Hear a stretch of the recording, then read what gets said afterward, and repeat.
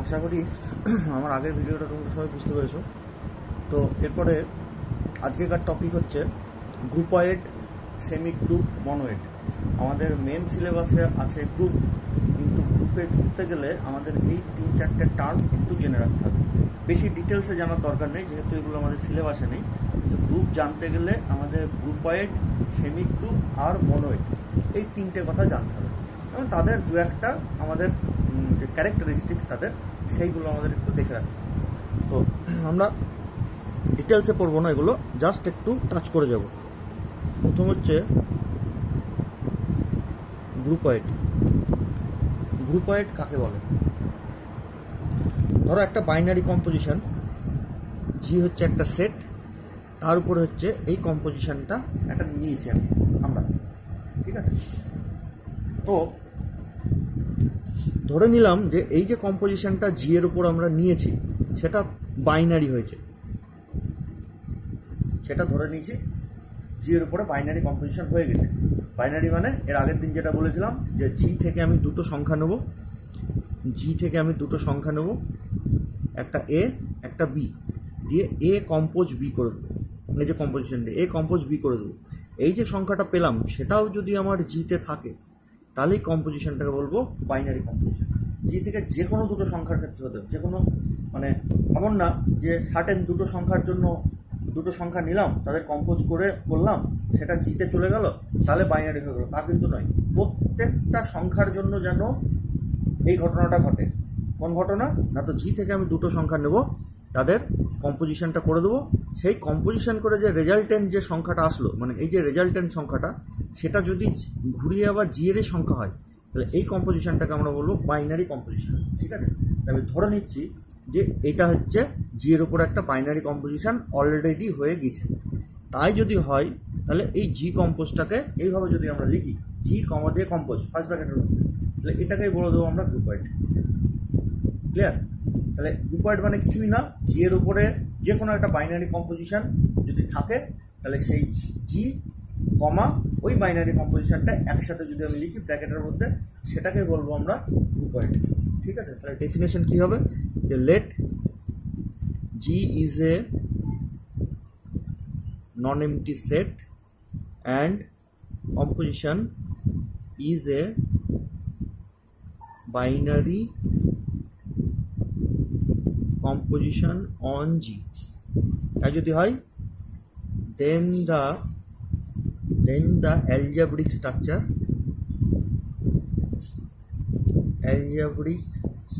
বা সিস্টেমও লেখা হয়, algebraic system G compose ব্র্যাকেটের মধ্যে কমা দিয়ে লিখলে is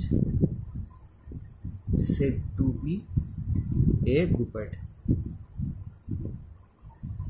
ক্লিয়ার? আমি আবার বলে দিচ্ছি, কিছুই না, জি হচ্ছে একটা নন এমটি সেট, তার উপর একটা বাইনারি কম্পোজিশন যদি থাকে তাহলে জি আর ওই বাইনারি কম্পোজিশনটাকে আমি ব্র্যাকেটের মধ্যে যদি লিখে দিই তাহলে যে সিস্টেমটা আমরা পেলাম বা যে স্ট্রাকচারটা পেলাম অ্যালজেব্রিক স্ট্রাকচার, সেটাকে বলবো গ্রুপয়েড, ঠিক আছে? তাহলে আমরা যদি গ্রুপয়েডের দু একটা উদাহরণ নিতে চাই, বইয়ে যেমন আছে, এটা হচ্ছে আমাদের 68 পেজ, ঠিক আছে? পেজ 68 পেজের আমার এক্সাম্পল আছে, ওখানটা লেখা আছে, দেখবে এক্সাম্পলস বলে। কি না তো গ্রুপয়েডের হবে এরকম কিছু এক্সাম্পল আমরা দেখতে চাইছি। তাহলে ধরো আমি জেড, এই জেড সংখ্যাটা মানে সেট অফ অল ইন্টিজার, এই সেট অফ অল ইন্টিজারেরটা প্লাস, মানে কম্পোজিশনটা আমি অ্যাডিশন নিয়েছি, তাহলে এখানটায় প্লাস লিখবো। যদি মাল্টিপ্লিকেশন লিখতাম তাহলে এখানটা গুণ লিখতাম, যদি এই কম্পোজিশনটা ডিভিশন হতো তাহলে এখানটা ডিভাইডের সাইন দিতাম। তাহলে মোদ্দা কথা আমরা দেখতে চাইছি জেড প্লাসটা মনোয়েড হবে কি হবে না। তাহলে আমাকে গ্রুপয়েড হবে কি হবে না। তাহলে আমাদের দেখতে হবে যে কি দেখতে হবে, এটা মনোয়েড গ্রুপয়েড হচ্ছে কি হচ্ছে না দেখতে গেলে এই প্লাস অ্যাডিশনটা জেডের উপরে যদি আমি অ্যাপ্লাই করি সেটা বাইনারি হচ্ছে কিনা দেখব। যদি হয় তাহলে এই স্ট্রাকচারটা হয়ে যাবে আমাদের গ্রুপয়েড, যদি না হয় তাহলে স্ট্রাকচারটা গ্রুপয়েড হতে পারবে না। তাহলে আমরা এর আগের দিনই পড়েছি যে অ্যাডিশন হচ্ছে জেডের উপরে একটা বাইনারি কম্পোজিশন ফর্ম করে। কিরা কেন? কারণ জেড থেকে তুমি যে কোনো দুটো সংখ্যা নাও, সেট অফ ইন্টিজার জেড, সেখান থেকে যে কোনো দুটো সংখ্যা নাও, দুটোই পজিটিভ নয় দুটোই নেগেটিভ নয় একটা পজিটিভ একটা নেগেটিভ, তাদের যদি যোগ করো সেটা ইন্টিজারের থেকে যে কোনো দুটো সংখ্যা নেই, সেটা আবার একটা ইন্টিজার ভ্যালুই দেবে। তার মানে অ্যাডিশন যেটা on Z is a binary composition, addition on Z is a binary composition, therefore Z plus will form a groupoid. তাহলে আমরা লিখবো কি করে? ধরো কোশ্চেন এরকম দিল, check whether Z plus form a groupoid or not. কোশ্চেনটা ধরো এরকম দিল, whether z plus form a groupoid or not, groupoid form করবে কি করবে না সেটা আমরা দেখতে চাইছি। তাই যদি হয় তাহলে আমরা সলিউশনে লিখব কি করে? Since z plus is a binary composition on z, অ্যাডিশনটা জেডের উপরে বাইনারি কম্পোজিশন ফর্ম করে, তাই যে বাইনারি কম্পোজিশন ফর্ম করে দেবে দুটোকে একসাথে লিখলে সেটাই গ্রুপয়েড হয়ে যাবে। ঠিক তার পরের লাইনে লিখবো so Z plus is a groupoid. Clear? যদি এবার বলে যে জেড ডিভিশন আর কি, যে এই জেড তার সাথে ডিভিশন যদি আমরা নিই তাহলে সেটা কি আমাদের গ্রুপয়েড ফর্ম করবে কিনা চেক করতে হবে।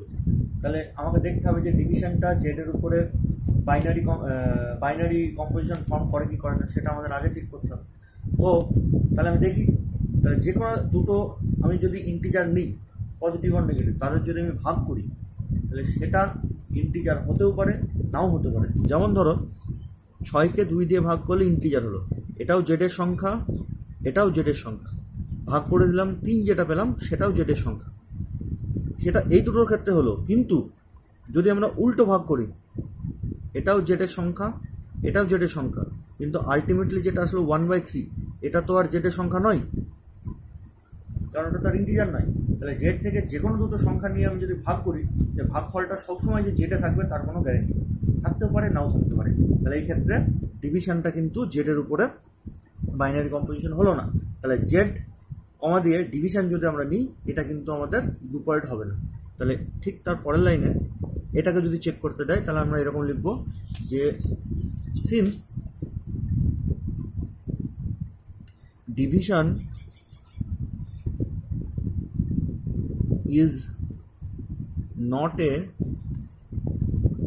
binary composition on Z, then Z slash will not form a গ্রুপয়েড। ঠিক আছে, পরিষ্কার এরকম এইভাবে দেখবো অনেকগুলো এক্সাম্পল দেওয়া আছে। দেখ ঠিক তারপরে একটা ডেফিনেশন আছে, এরকম ডেফিনেশন বলে লেখা আছে বইতে।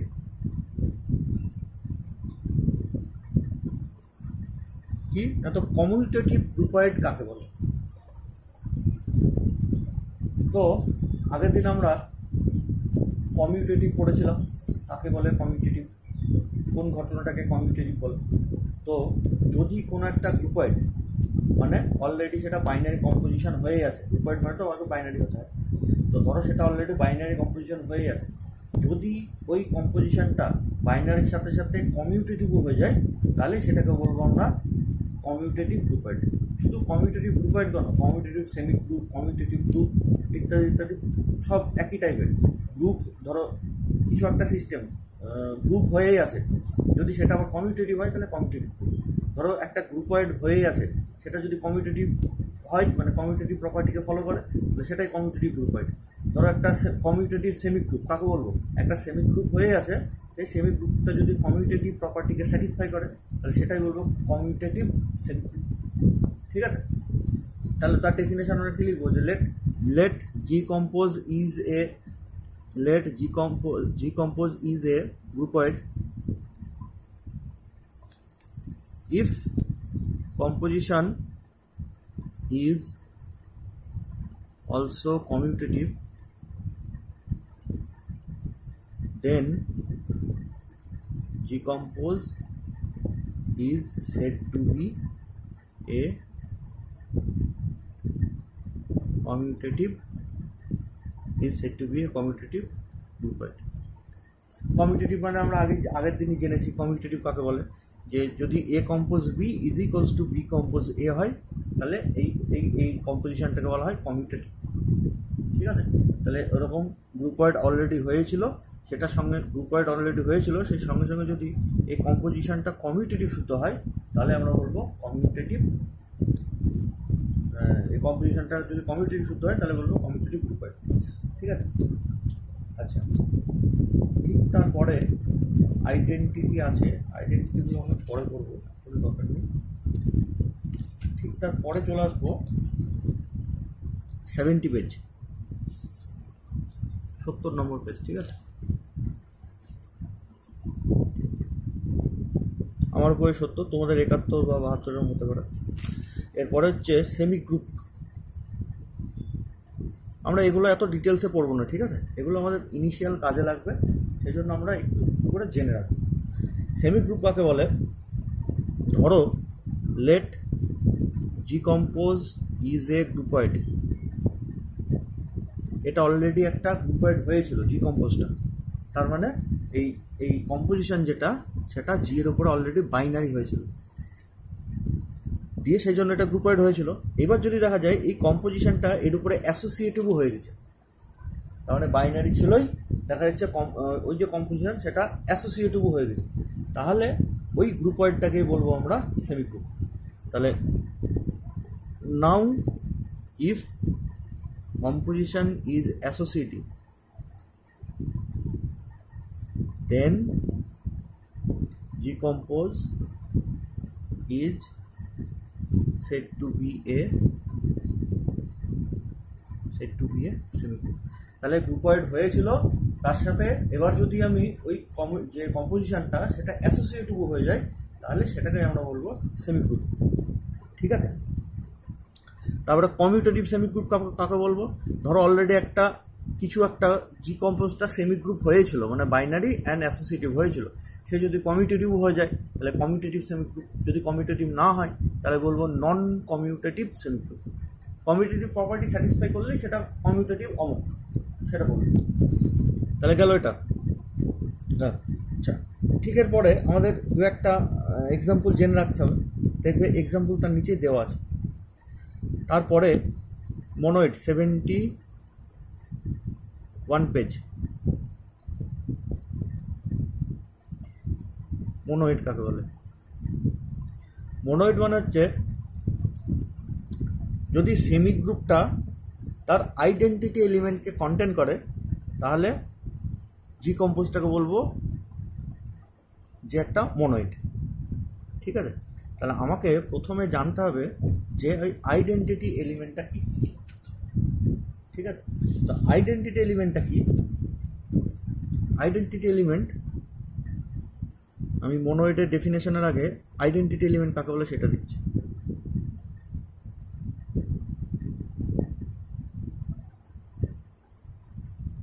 ধরো জি কম্পোজ একটা গ্রুপয়েড হয়ে আছে, জি কম্পোজটা একটা অলরেডি গ্রুপয়েড হয়ে আছে, তার ই বলে একটা এলিমেন্ট সেটা কিন্তু জিতেই থাকতে হবে, সেই ইটা কিন্তু জিতেই থাকতে হবে। তাহলে ইটাকে জি এর আইডেন্টিটি এলিমেন্ট কখন বলবো? যদি a compose e is equals to a compose e compose a is equals to a হয় for all a belongs to G. এটা মানে কি? আমি জি এর সেই সংখ্যাটাকেই আইডেন্টিটি এলিমেন্ট বলবো যদি সেই সংখ্যাটা, মানে সেই সংখ্যাটার নাম দিলাম আমি ই, তাহলে জি এর সেই ই বলে একটা সংখ্যা সেটাকে আমি আইডেন্টিটি বলবো কখন? যদি এই এর সাথে ই কম্পোজ করি বা ই এর সাথে এ কম্পোজ করবি, যাই করি না কেন সেটা আলটিমেটলি এ এই সংখ্যাকেই দেবে, তাহলে আমরা সেই সংখ্যাটাকে, সেই ই সংখ্যাটাকে বলবো আইডেন্টিটি এলিমেন্ট। এবং এই ঘটনাটা কোনো একটা জি এর একটা পার্টিকুলার সংখ্যার সাথে ঘটলে হবে না, জি এর প্রত্যেকটা সংখ্যার সাথেই যেন ই এই প্রপার্টিটা স্যাটিসফাই করতে পারে।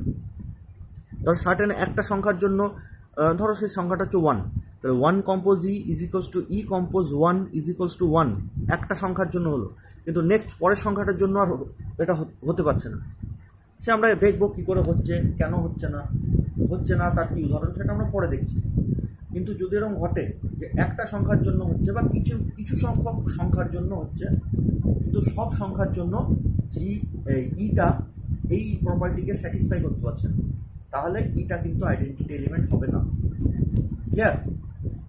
জি এর প্রত্যেকটা সংখ্যার জন্য এই প্রপার্টিকে স্যাটিসফাই করতে হবে, তাহলে ই বলে যে সংখ্যাটা জি এর মধ্যে ছিল সেই ই সংখ্যাটাই হবে ওই জি কম্পোজ যে মনোয়েড তার আইডেন্টিটি এলিমেন্ট। তাহলে জি কম্পোজের আইডেন্টিটি এলিমেন্ট কাকে বলবো? এই ইটাকে বলবো। কোন ই? না তো যে ইটা এই প্রপার্টিকে স্যাটিসফাই করে। A compose e equals to e compose a is equals to a for all a belongs to G. এটা কিন্তু খুব important, for all a belongs to G, এটা কিন্তু লিখতেই হবে। প্রত্যেকটা জি এর সংখ্যার জন্য এই ঘটনা ঘটতে হবে, একাত্তর জন্য ঘটলে হবে না। ঠিক আছে?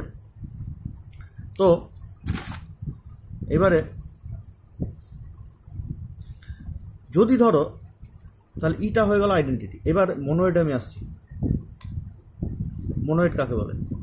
ধরো অলরেডি জি কম্পোজটা একটা সেমি গ্রুপ হয়েছিল, জি কম্পোজটা একটা সেমি গ্রুপ অলরেডি হয়ে আছে।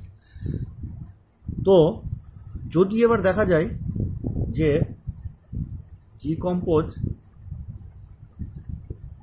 contains its identity element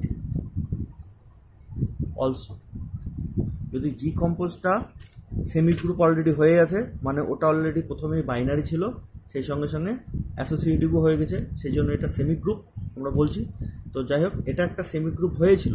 ইনকেস এবার যদি দেখা যায় জি কম্পোজটা ওর আইডেন্টিটি এলিমেন্টকেও কন্টেন্ট করেছে, মানে আইডেন্টিটি এলিমেন্টটাও জি এর মধ্যে যদি থাকে, then G compose is called a monoid. ঠিক আছে? তাহলে এবার তোমার প্রশ্ন উঠতে পারে যে স্যার জি কম্পোজ একটা যেটা সেমি গ্রুপ ছিল সেটা বলছেন যে যদি আইডেন্টিটি এলিমেন্ট কন্টেন্ট করে তাহলে মনোয়েড হবে। তাহলে এমন কি কোনো কেস আছে যেখানটায় জি কম্পোজটা ওর আইডেন্টিটি এলিমেন্টকে কন্টেন্ট করতে পারেনি? কন্টেন্ট মানে ধারণ করতে পারেনি। কীরকম? ধরো আমরা যোগ অ্যাডিশন নিলাম। তো অ্যাডিশন যদি নিই, আমি দেখতে চাইছি যে অ্যাডিশনের রেসপেক্টে আইডেন্টিটি এলিমেন্ট কত। তার মানে জি থেকে আমি যে কোনো একটা সংখ্যা এ নিলাম, ঠিক আছে, তার সাথে আমি এমন কিছু যোগ করব যাতে করে এখানটা এমন কিছু একটা লিখব যাতে করে সেইটার সাথে আবার এ যদি যোগ করি ইকুয়ালস টু যেন এ আসে। তাহলে সেই সংখ্যাটা কত হবে? যে কোনো একটা সংখ্যার সাথে কিছু একটা যোগ করলে আবার সেই সংখ্যাটাই পেতে যায়, সেই সংখ্যাটা কত হবে? 0। দেখো এটা এই কোশ্চেন, এই a compose e is equals to e compose a is equals to a, এই কন্ডিশনটাকে স্যাটিসফাই করছে। এখানে কম্পোজিশনের জায়গায় অ্যাডিশন আছে। ঠিক আছে? তাহলে তাই যদি হয় তাহলে এই জিরোটা এই প্রপার্টিকে স্যাটিসফাই করে গেছে। তাহলে অ্যাডিশন এর রেসপেক্টে আমি যদি কম্পোজিশনটা অ্যাডিশন নিই তাহলে অ্যাডিশনের রেসপেক্টে আইডেন্টিটি হয়ে গেল 0। So 0 is the identity element with respect to addition। এবার আমি অ্যাডিশন না দিয়ে যদি মাল্টিপ্লিকেশন নিই, গুণ নিই, তাহলে এর সাথে এমন কিছু একটা সংখ্যা গুণ করব যাতে করে ওই সংখ্যার সাথে আবার এই যদি ঘুরিয়ে গুণ করি তাহলে আবার এই আসে। তাহলে সেই সংখ্যাটা কত? অবভিয়াসলি 1। একের সাথে 1 গুণ বা এর সাথে 1 গুণ বা 1-এর সাথে এ গুণ যদি আমি করি আলটিমেটলি এই দেবে। তাহলে এই অ্যাডিশান যদি আমি কম্পোজিশনটা অ্যাডিশান না নিয়ে মাল্টিপ্লিকেশান নিই তাহলে তখন আইডেন্টিটি কত আসছে? 1। তাহলে সো 1 ইজ দ্য আইডেন্টিটি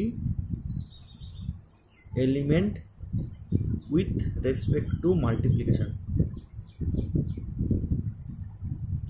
তাহলে তোমার এবার প্রশ্ন হবে যে স্যার তাহলে কি আমার কম্পোজিশন যদি পাল্টে যায়, মানে কম্পোজিশনটা অ্যাডিশন না নিয়ে মাল্টিপ্লিকেশান নিই বা মাল্টিপ্লিকেশান না নিয়ে ডিভিশন নিই ইত্যাদি ইত্যাদি, কম্পোজিশন যদি পাল্টে যায় তাহলে কি আইডেন্টিটি এলিমেন্ট চেঞ্জ হয়ে যাবে?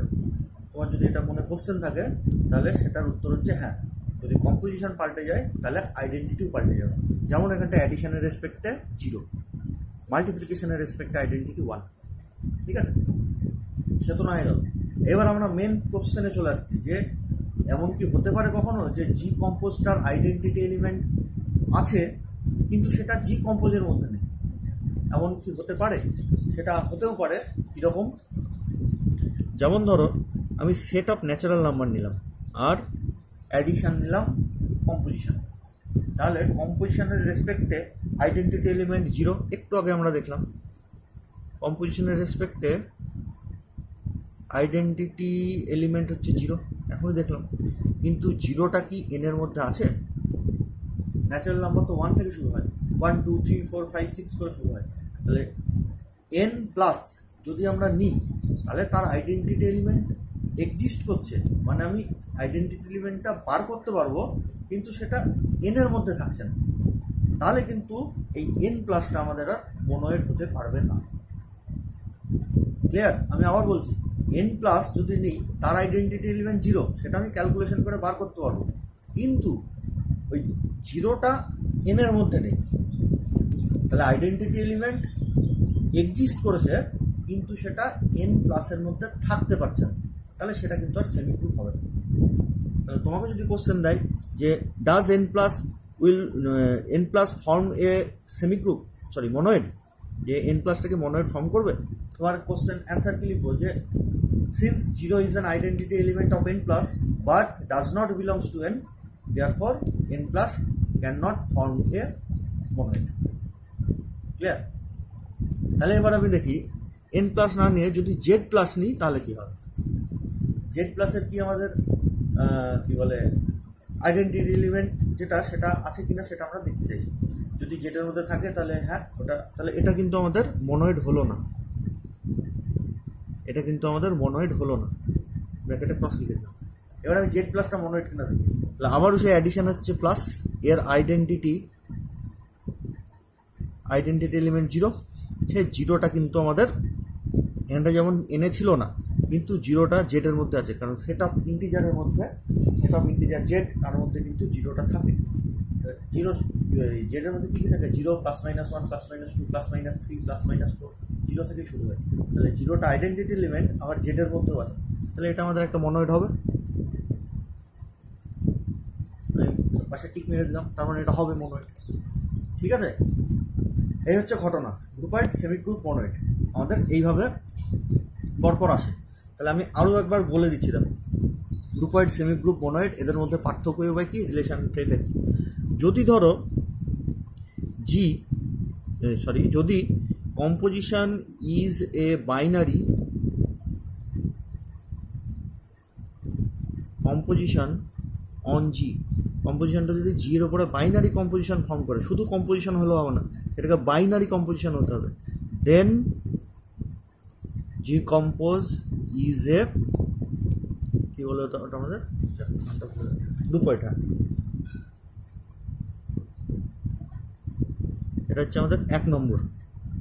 এবার যদি দেখা যায় যে এটা শুধু বাইনারি হওয়ার জন্য গ্রুপয়েড হয়ে গেছে, এবার এটা বাইনারি হওয়ার সঙ্গে সঙ্গে প্লাস, মানে এটা প্লাস মানে ওই এই প্রপার্টিটাকে স্যাটিসফাই করছে আর কি, যে এটা অ্যাসোসিয়েটিভ শুদ্ধ হয়ে গেছে।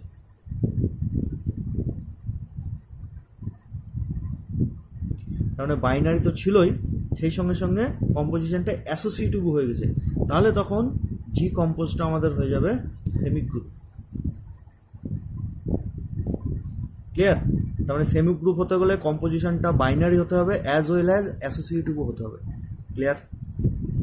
এর ঠিক পরে ধরো সেমি গ্রুপ অলরেডি হয়ে আছে, মানে binary as well as associative হয়ে আছে, তার সঙ্গে যদি এমন হয় যে প্লাস বলে, মানে এর সাথে যদি এই কন্ডিশনটা স্যাটিসফাই করে যে জি কম্পোজ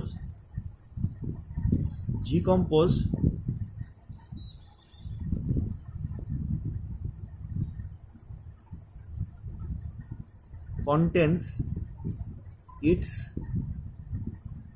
identity element,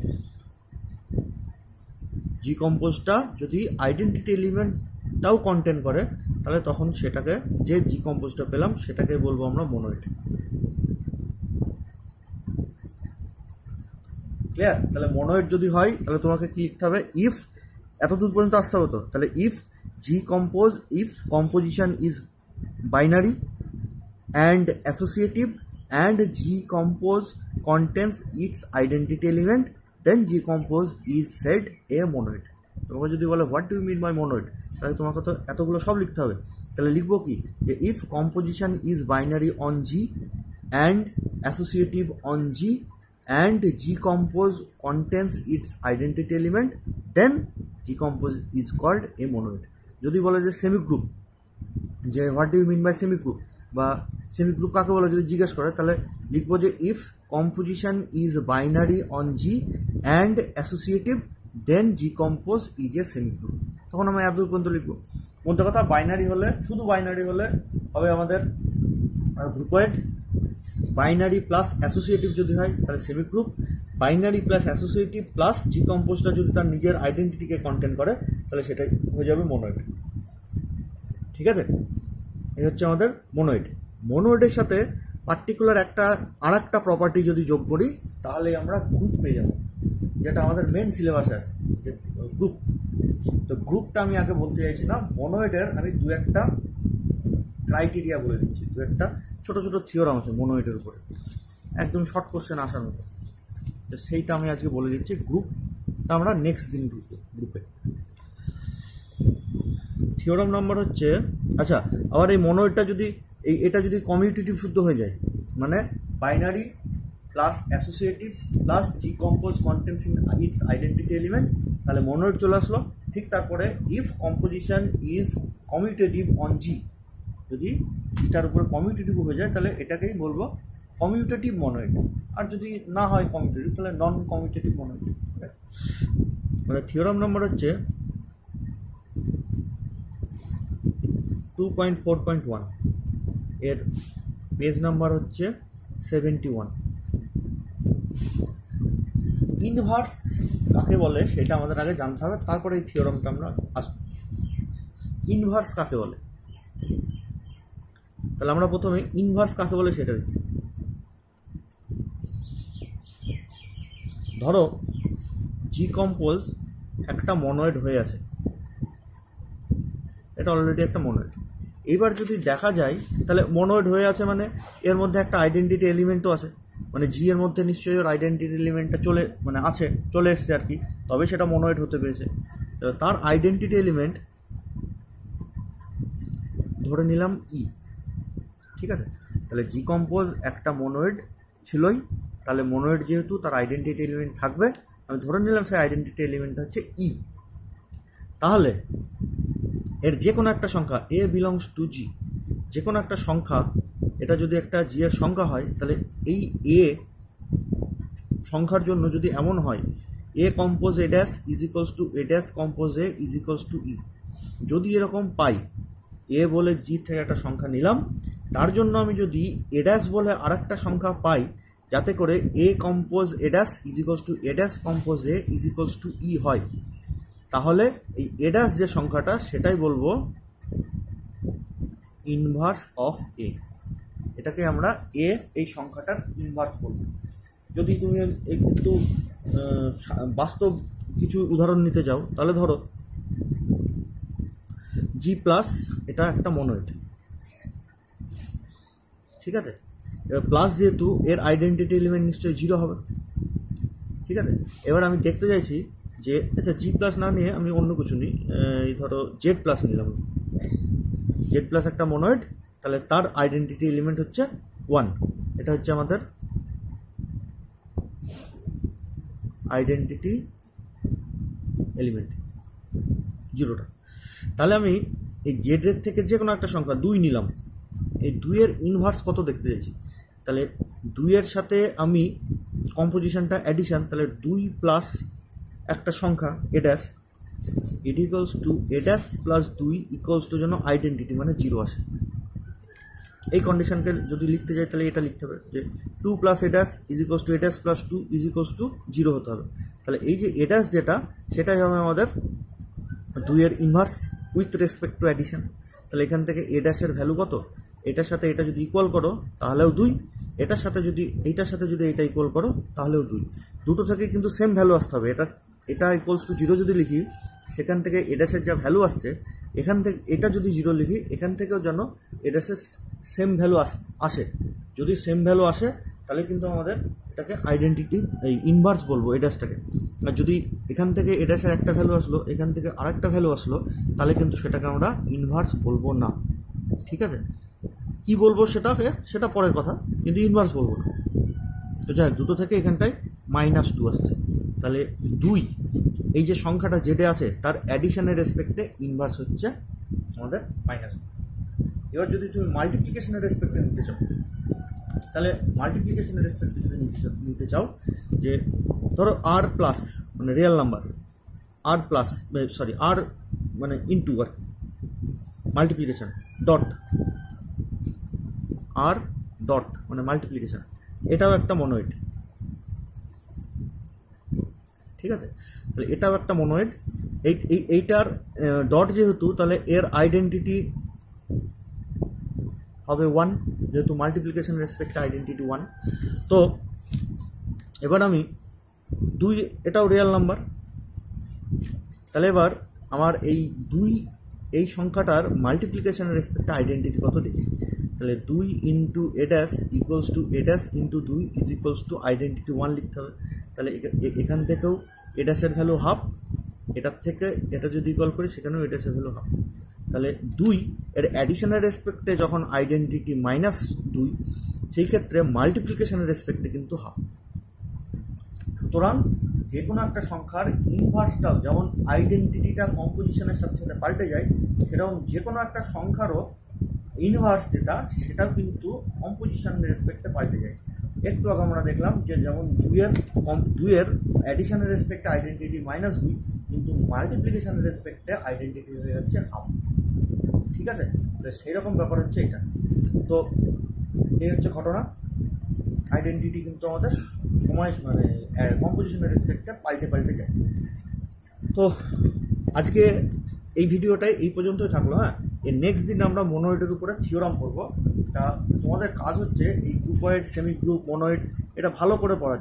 যার যা বই আছে, যার কাছে এসকে মাপ আছে সে এসকে মাপা পড়বে, যার কাছে সেন ঘোষ ওইটা আছে, মাইতি আছে, সেন ঘোষ মাইতি, তারা সেন ঘোষ মাইতি পড়বে।